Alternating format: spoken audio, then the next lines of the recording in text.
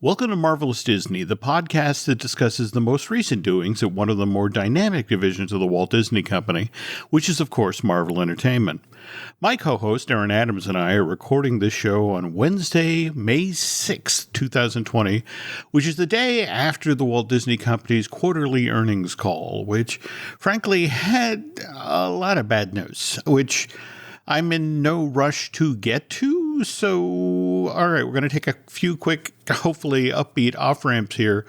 Let's start with a listener question. We had, I want to say, Bionics Mechanics reach out recently, and they asked about what your take would be on the proper way to view the Marvel Cinematic Universe in chronological order. Any thoughts on that? Really, it hasn't changed a whole lot, except Captain Marvel does throw a whammy bar right up in front of the viewing order. So we're not going to do the entire MCU right up front, but we will get you from the beginning all the way through phase one of the Avengers. So that'll get you maybe a couple weeks, unless you really dedicate your time to it. But right off the bat, earliest movie we've got, Captain America, First Avengers, early 40s. So that's your starting point. Immediately after that, you skip over to TV with Marvel's Agent Carter seasons 1 and 2 back to back. So I think you got a week right there of viewing just with Agent Carter. Once that wraps up, we jump from the 1940s to the 1990s. That's where Captain Marvel jumps in. And then we get to what we would usually consider our normal starting point with Iron Man. And then most of the MCU kind of happens present day from when the movie is made. So if Iron Man happens in 2009, you can say it happens in 2009. That's when it takes place. And then we jump to the Hulk. We go back to Iron Man 2. If you're really good, you throw in the a funny thing happened on the way to Thor's hammer, where you follow Coulson into the shop, right? Remember those? Oh, that one shot. That was a really great one. I enjoyed that one. It really is. And then you jump into Thor, and then finally you get to the Avengers, and you have your first little jaunt through phase one of the MCU. And then we'll take a look at phase two when Agents of S.H.I.E.L.D. starts getting into the mix, because you can't just sit there and watch the whole season. No, you got to stop it halfway through and have Thor show up for a second. So that's a lot of fun. Okay, we've got season 7 of Marvel's Agents of S.H.I.E.L.D. about to debut later this month. And correct me if I'm wrong, don't they go back to the 1930s in that one? Doesn't that technically put them in front of Captain America now? Oh, well, geez, if you go by Endgame rules, where whatever happens in the future or in the past, you changed from today, and no, we can't go there. Also, I'm going to clarify right off the bat, whenever we do talk about the entire MCU, one thing you will never hear uttered is the word Inhumans. I choose not to allow that into my MCU. I'm sorry, some people may say, hey, foul play on you. And I'll say, hey, my list, my rules. You have your own list. You can put Inhumans on it fairly wherever you like and enjoy it thoroughly. Go for it. I don't have it on my list. Okay, again, we should get to the earnings call, but I don't want to yet. How many of you listened to when the Russo brothers just this past Sunday did a live tweet of Endgame, and as they were running through the film, they shared all these weird little behind-the-scenes things. Like, for example, there's that scene where I want to say Scarlett Johansson as Black Widow is sort of running the staff meeting and checking up on what's going on, but as she's doing it, she's making a peanut butter and jelly sandwich and then taking a bite out of it. And the Russo brothers felt bad for her because they had to do a bunch of takes. So eventually what they did is they put a bucket out of sight under her desk, so after Scarlett had taken a bite of the peanut butter sandwich, she could then spit out that chunk, rather than have to swallow it. So so on eBay, there are 700 bites of a peanut butter sandwich individually wrapped in bags going for thousands of dollars, and only certain people would know why. And speaking of money-related matters, let's get to it. Let's talk about the Disney's quarterly earnings call. Let's start with the good news. Bob Chapek got asked about whether or not Black Widow would wind up going the Artemis Fowl route. And for those of you who don't remember, Artemis Fowl was actually supposed to be released to theaters the 29th of this month, but when movie theaters around the country began closing down, Disney Theatrical made obviously difficult decision that they abandoned any plan to release Artemis theatrically and basically did what Universal did. In this case, Artemis isn't going to be released premium video on demand. It's actually going to go straight to Disney Plus without a purchase option. So the question was, well, is this something you're considering for, the Marvel movies or the Star Wars movies that are in production, particularly if theaters stay closed for a long time? And this is Chapek's quote. All of our tentpole films have been rescheduled theatrically for the year. We very much believe in the value of the theatrical experience overall when it comes to launching blockbuster movies. And that's not just Chapek speaking from the heart to say things that make owners of theaters happy. We've just been talking about Endgame, and one of the ways that Endgame became the top earning film in Hollywood history was this time last year. It was out in 4,662 theaters in North America. Well, there's also the issue of repeat viewing. Yes. I mean, if they put it out on Disney Plus, I can watch it 100 times, but I'm not giving them money every single time I watch it. So my ticket price is Disney Plus for the month. I mean, that's a steal because, when Endgame was out, I paid for that movie 3 times while it was in theaters, and then once on digital when it came out. So I've paid for that movie 4 times now. Yeah. Though I will say this, it's worth it. I mean, just this past weekend, I started jumping around the movie to watch my favorite bits, and there's the bit where Tony and Steve jump back to the 1960s. They're at the base in New Jersey, and that wonderful vignette where Steve is ducking out of a hallway and ends up in Agent Carter's office and sees her through the glass. Or for that matter, Tony hanging out with his dad, who's all nervous because Tony's mom is about to have Tony. It's a wonderfully written, wonderfully acted scene. And then I went from there and jumped to the start of the big battle. Initially, that's just Thor and Iron Man and Captain America who are going head to head with Thanos. And it's well written, it's well staged, it builds beautifully, and it, of course, has that amazing emotional payoff. Did you happen to see the video that was out recently that they had showed where Captain America wields Mjolnir, and it was the opening night audience reaction? Oh, yeah. In the audio. Now, let me ask you this. Mm-hmm. Would you be interested as a Marvel fan if they released opening night audio tracks as alternate versions of the movie where you could, I wasn't there in New York City that night, but by God, I got the copy and it looks like a lot of fun, and then just sit through an entire version of a movie with an audience reaction that you weren't a part of? See, I think it works in a clip. I don't know if it'd work as a whole movie, but I think it'd be a fun little experiment. Like comedies, you laugh harder when you're in a group. Like if I'm watching a movie by myself, I'll chuckle, that was cute. Yeah. But if I'm in a crowd and everybody is belly laughing, I will be belly laughing with them. It's infectious that way. Mm-hmm. That's what you go to the theater for, is that group response. When everybody jumps at the thing that scares you on the screen.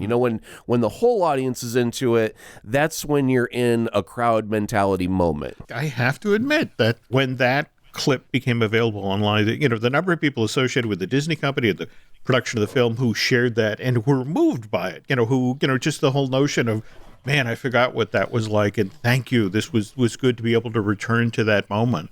By the way, you mentioned the moment when Cap was able to wield Thor's hammer, but the interesting thing, again, the Russos, as part of their audio thing they did last week, they talked about that moment in Avengers Age of Ultron, where there was the party at Stark Tower, and everybody's, sort of goofing on whether or not they can move Thor's hammer and that sort of thing. And there's that moment where Thor's sitting across the room and sees Steve Rogers wield it, and he's able to move it just slightly.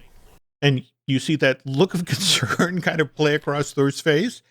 The Russos put it in context. He said, the reason that Steve couldn't pick it up is that he was still carrying the guilt of knowing what happened to Tony's parents.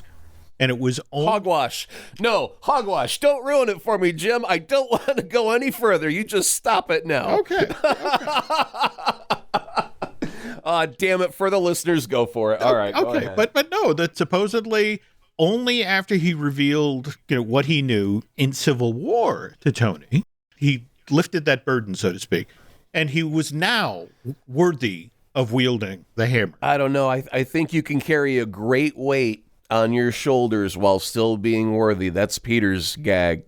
Peter Parker is the great power, great responsibility, and it drags him down constantly, but I would still say that he's worthy because he's always fighting the good fight. It's like Cap.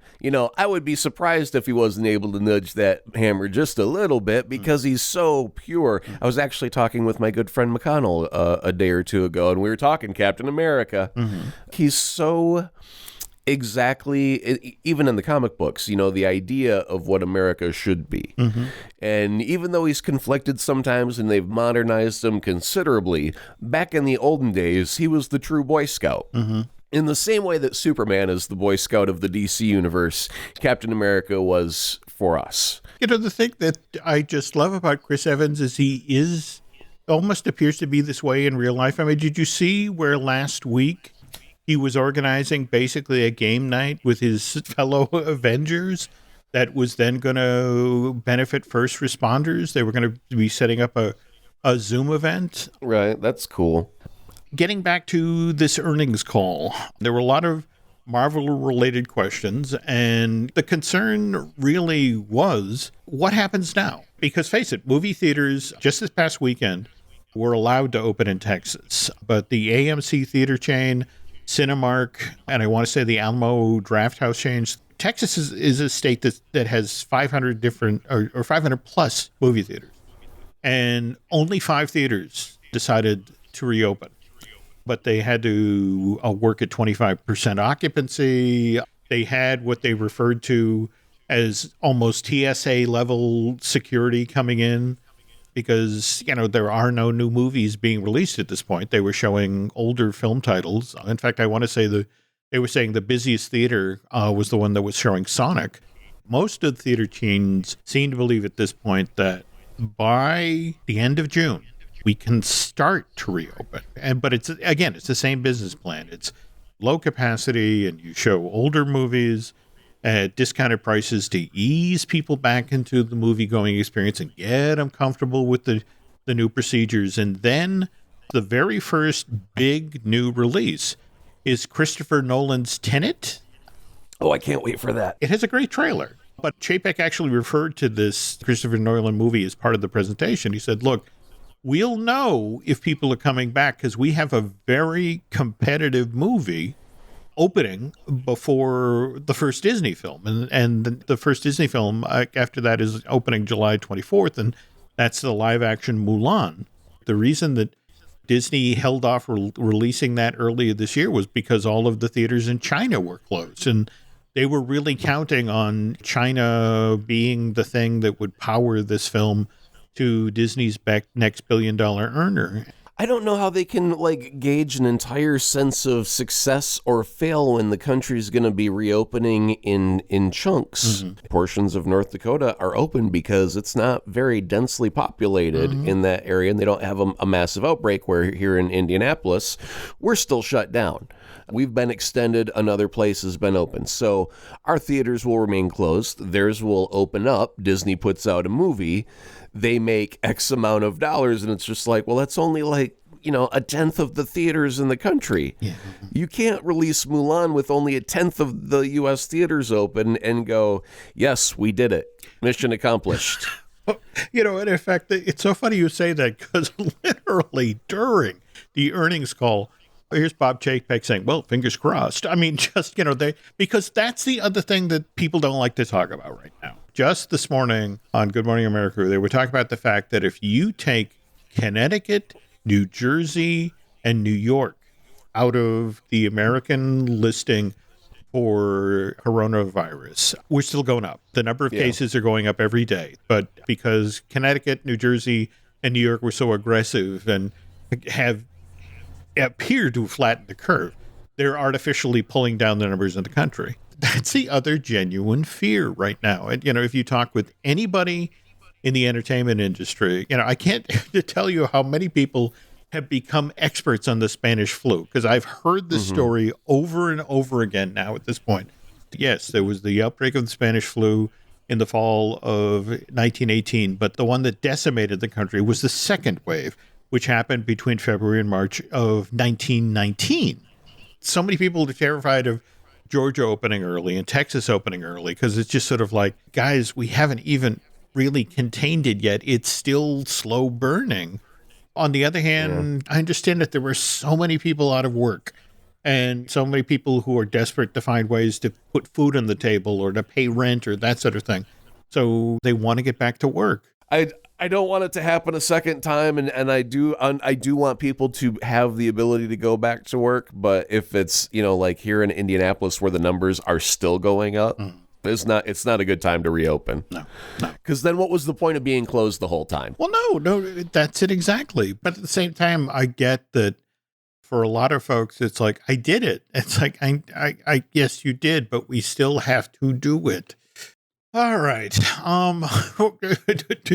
Wait, are we still on the earnings call? Yeah, believe it or not, geez. but we're going to move past it, because again, you cannot live on a steady diet of bad news. Well, okay, let's break it down this way. Is it time for me to buy Disney stock? Is it going to continue to go down for a while, or do I jump in today? Where are we at with that? Because I know it's dropped considerably. It was like down to almost $100 per share when it used to be closer to 160 or 180. Reading today, there was a story about young investors who believe that this is in fact their golden age, that there will never be a time when so many of these stocks are at this price point. But again, the problem is that, do you buy now and hope that I don't think that Disney opening Shanghai is going to do a damn thing for them financially when the rest has nothing that they can do right now. So I'm going to hold off. I'm waiting for Disney to get down to like $50 a share, $25 a share, and then I'm selling everything I own, and I'm buying all the Disney stock I can hoard up, and I'm going to Scrooge McDuck it for a while. And then I'm going to Donald Duck it. No pants is what that means. I'm going to Donald Duck it with no pants, and I'm going to Scrooge McDuck it in a pile of money. That's how I'm going to do it, Jim. That's how Asa does the Disney life. I think we may have found our second piece of merch, folks. Okay. Before we entirely put the earnings call in the rearview mirror here, again, they lost $1 billion on parks. The way Disney is going to mitigate this is there's some $900 million worth of construction going on in the Disney parks around the world right now. And what Chapek has decided to do is he's going to go through and pick a number of projects to pause, which that probably means the Avengers Campus project. If all had gone according to plan, we'd be just weeks away now from the Avengers Campus opening at Disney's California Adventure. But remember, Avengers Campus was supposed to be Hong Kong, was supposed to be Walt Disney Park in Paris.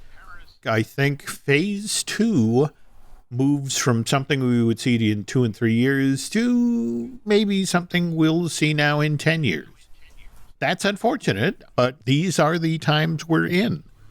Let's see. I got to have some good news to share here. Venom. Wait a minute. You said you had good news to share, and then you started talking about Venom. I'm not trusting your angle anymore here, Mr. Hill. Have I used hogwash lately? Okay. Go ahead. What are we doing with Venom? We have a name now. We don't just have Venom 2. Oh, okay. We have a subtitle. We have Let There Be Carnage. We also have a release date, oddly enough, which, again, I know you're going to take issue with. Originally, this was supposed to come out in October of 2020. The idea was that just like the original Venom, it was going to be a hard R with horror elements. So it was going to do really well before Halloween. We have a new release date now, which is June 25th, 2021, which, of course, is a date I associate very strongly with horror, don't you? If you heard the crashing in the background, that was the Venn diagram that just broke. Fell right off the damn shelf, landed on the floor. What do you think about that? Was that a coincidence? Oh my God, I gotta go get a broom. Okay. So no Halloween crossover there. Nope. They think all of a sudden it's an action blockbuster for the middle of summer? A hot, sweaty summer and a man covered in black goo. I do not know what to tell you, but... Do you recall off the top of your head, when was Morbius? Oh. Because that was rescheduled and pushed back. Was that to 2022 or something? I think Morbius is sharing a room now with the New Mutants. Oh, damn. I haven't heard anything. I will tell you what, folks, by the next show, I will do my due diligence and get back to you. I was, however, talking with a friend you have to understand that basically the entire marketing staff at Disney has been furloughed while they wait for the studio to go back into operation. But I was chatting with this friend, and they were talking about the fact that they really wish they were back in the office because they were looking at the schedule for 2022 and put together that Marvel is releasing 4 movies over a span of 147 days. Was that in counting the Sony Marvel or just this MCU? Is just the Disney stuff. Wow. Okay. A Thor: Love and Thunder comes out on February 11th. Right. 42 days later, on March 25th, is Doctor Strange 2. Then 42 days after that is Black Panther 2. And then just 63 days after that is Captain Marvel 2. And don't get me wrong, those are 4 films I'm looking forward to seeing, but that's a lot of Marvel. That's going to almost make this podcast seem like work, and I don't know about all that. Well, if you're tired from doing the first half of the show, Aaron, go take a quick nap, because when we get back, we're going to search for more good news. You don't technically need this car. You say that out loud to yourself.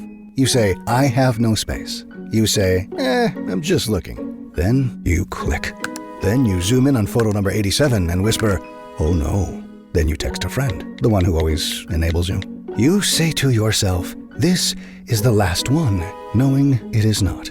You don't need this car. But maybe, just maybe, this car needs you. Bring a trailer. It's never just a car. Running a business comes with a lot of what-ifs. But luckily, there's a simple answer to them. Shopify. It's the commerce platform behind millions of businesses, including Thrive Cosmetics and Momofuku. And it'll help you with everything you need. From website design and marketing to boosting sales and expanding operations, Shopify can get the job done and make your dream a reality. Turn those what-ifs into... Sign up for your $1 per month trial at shopify.com/special offer. Okay, no more earnings call. Let's just put that in the review. You were referring earlier to the challenges that, of course, we're all facing during this period. Essential services versus non-essential services, stores that have closed down. And we've talked previously about, the comic book stores that are genuinely struggling because how do you do this business without people actually being able to get in? And so you had places like Golden Apple doing curbside pickup and that sort of thing. Again, a lot of these places are finally being able to start to reopen. And so Marvel, which had hit pause on a number of its comic book lines, is bringing them back. Starting on May 27th, we're going to see 5 titles ship. New issues of The Amazing Spider-Man, Avengers, Marauders, Star Wars, Dr. Afara, which I've been hearing a lot of good things about. I got to go check that out. And then, oddly enough, Venom. Then the following week, we're going to see 8 book collections hit shelves. And then supposedly from there, the pattern then becomes, you get a week where you just get single issues, followed by a week with collected editions. And slowly, Marvel will rebuild its offerings. But between, the Diamond delivery, the folks that handle the shipping of a lot of comic books, that there was no product to ship, so how can you ship product? But then just getting the employees back in, kind of a walk before you can run situation. And we were talking earlier about the Russo brothers last week narrating a presentation of Endgame online and a viewing party. And there were a couple of great little tidbits that came out. Brie Larson's very first day playing Captain Marvel wasn't shooting her origin film. It was actually on Endgame. Right. Her very first day it's not the Milano. What is the name of the new Guardian ship? Benatar? Benatar. Okay.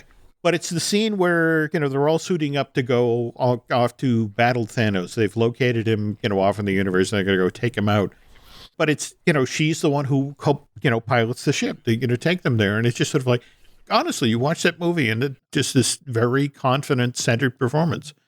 Speaking of centered performances, evidently the Russo brothers, every Sunday, as they were working on the film, would go over to Robert Downey Jr.'s house and they'd go over the script. And it turns out that the I Love You 3000, that's actually what Robert Downey Jr. says to his own daughter at night. And the Russo brothers heard about it and it's like, oh, that's good. We're putting it in the movie.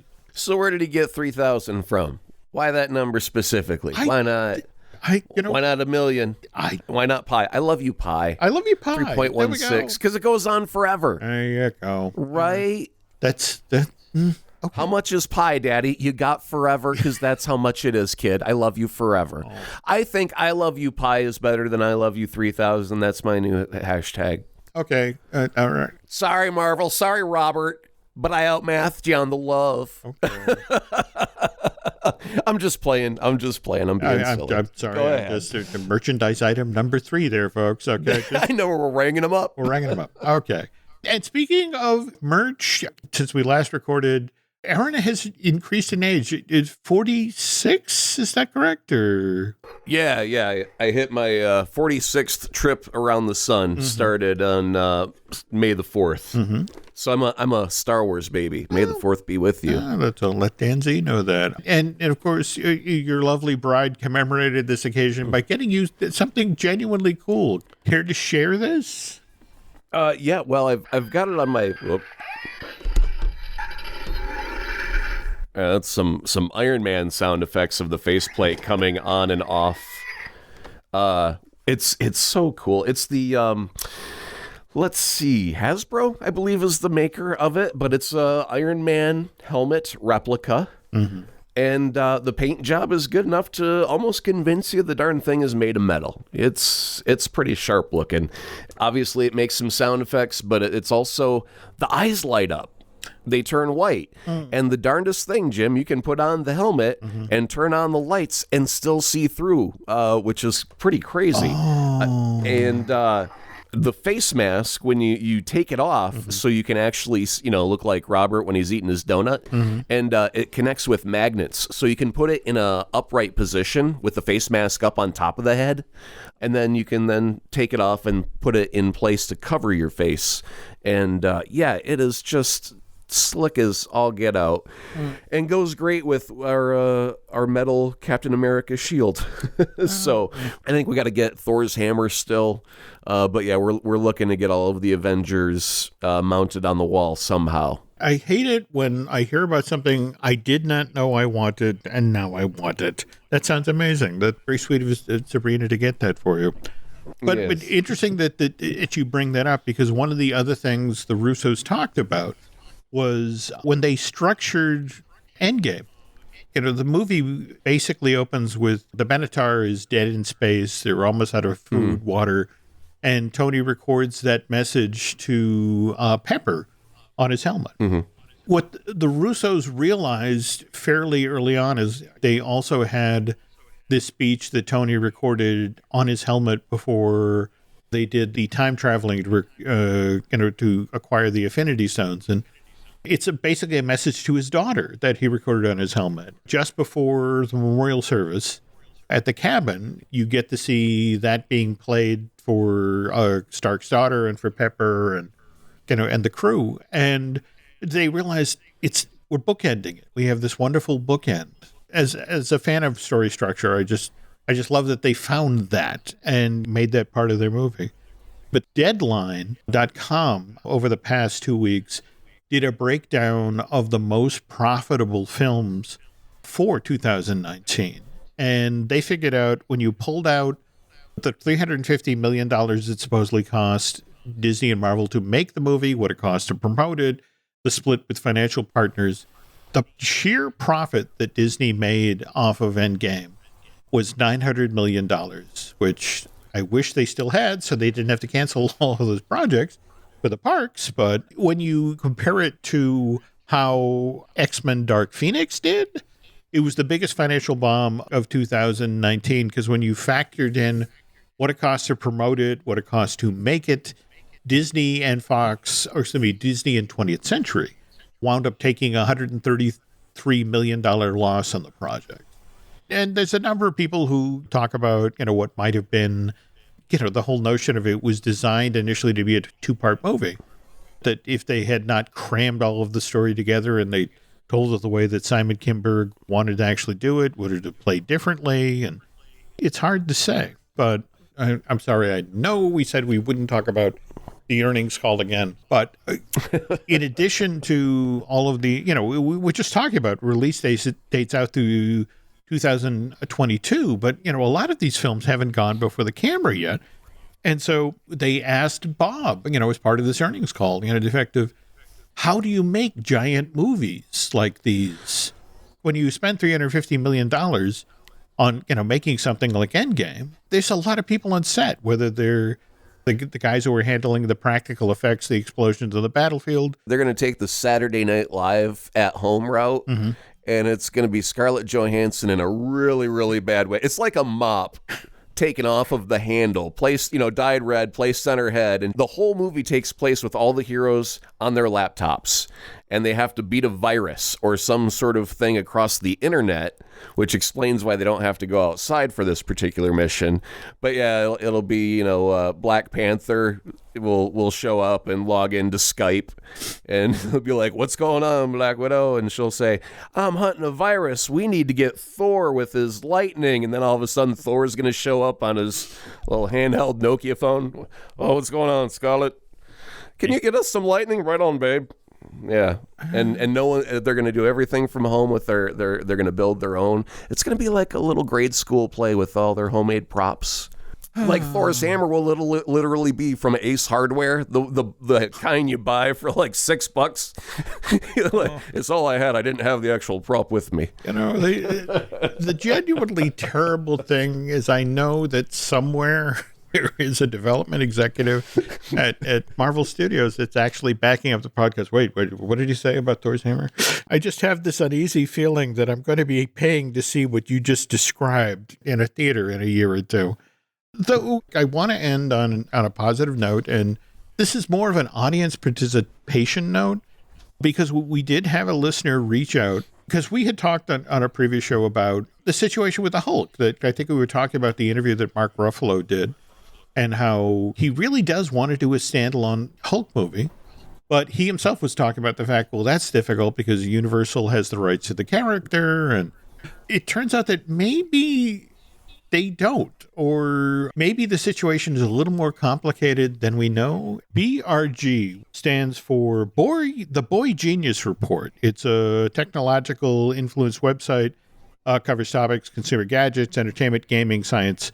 They ran a story back in January of this past year where they talked about how word had gotten out that Marvel had finally not only acquired the rights to the Hulk, but also had gotten the rights to Namor, which for the original, not the Ed Norton Hulk, but the Ang Lee Hulk movie from that supposedly they got the rights to Hulk and Namor, and that's how we got that original film.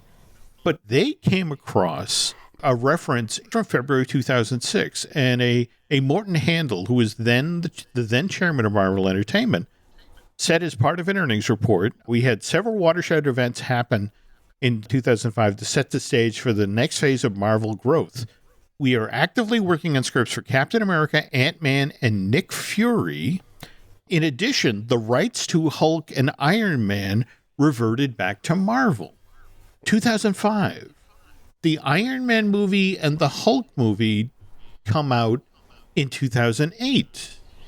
And this was definitely after the David Hasselhoff Nick Fury movie, so it's not that they're talking about. No, not at all. Not at all. what's been suggested here is it's not so much that Universal has the rights to make a Hulk standalone movie, but somehow they've retained the distribution rights, and the notion that somehow quietly earlier this year that they got the Hulk rights back. You would think they would have looped Ruffalo in at some point. It's like, hey, we got the rights. Well, yeah, but then you've got, because look, you've already got a choked pipeline. Where are you going to put Hulk? You can't, there's so many things you just don't have a place for right now. This is true. Last thing you want to do is throw another log on this raging fire of backed up, go nowhere dilemma. That is true. But I wanted to put that out there, and thanks to the listener who made us aware of the BGR report. And I'm now. So if Mark Ruffalo's now listening, I'm sorry, if Mark Ruffalo's listening to this, does this mean that he's suddenly getting excited about a new job he didn't know that he was going to get yet? I do not know that. Did we just leak shit to Mark Ruffalo? Oh, wow. We're making friends left and right here, Aaron. Okay. Tell you what, I'm going to work on trying to get a hold of these earnings reports from Marvel to see whether or not we can get this confirmed. I don't know if you saw the article that my buddy Drew Taylor wrote for, I want to say, Sci-Fi, where he listed the 45 best superhero movies. I mean, again, I know what the top noticed of the show that there was. Yeah, I noticed that there was a movie or two absent from the superhero list, and I was like, well, good for dropping those off. But yeah, go ahead. Well, no, I just sort of, face it. We started today's show off by you suggesting how to, to watch the Marvel Universe right up until Marvel's Avengers, right? Yep, phase got one. That far. So, and I think that we figured that was like between the Agent Carters, that was probably 50 hours of viewing, right? So, and oh yeah, you've got. I mean, it's going to take you a lot of Haagen-Dazs to get through that, baby. But when you finish watching that 1,000 hours of film, we have some podcasts here you could maybe listen to. We have Disney Dish with Len Testa. We have Fine Tuning, which covers animation. We have Looking at Lucasfilm, which I do with Dan Z, and I Want That with Michelle Valladolid lead. And we even have a new episode of Universal Joint in the hopper. And that's the one I do with Dustin Fuse, and those are making their way through the editing process, folks. If you get head over to iTunes and rate and recommend the show, and if you get head over to Bandcamp and subscribe. Thanks for listening, folks, and we'll be back with new stories and new toys on the next show.